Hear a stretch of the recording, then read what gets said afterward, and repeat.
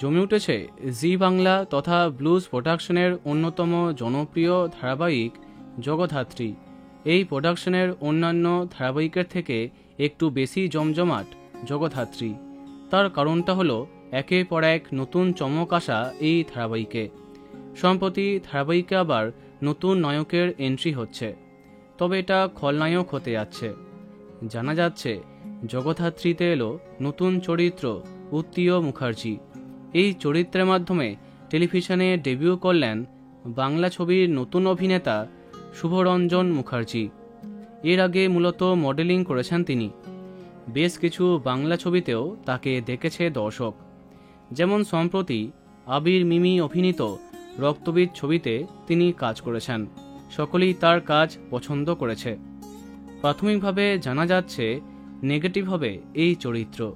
এবার দেখা যাক কোনো টুইস্ট আছে কিনা। তো বন্ধুরা, জগদ্ধাত্রী কার কার প্রিয় কমেন্টে জানাতে পারো। ভিডিওটি লাইক এবং শেয়ার করো। এই রকম আরও অনেক ভিডিও পেতে সাবস্ক্রাইব করো কারেন্ট পজ। ধন্যবাদ।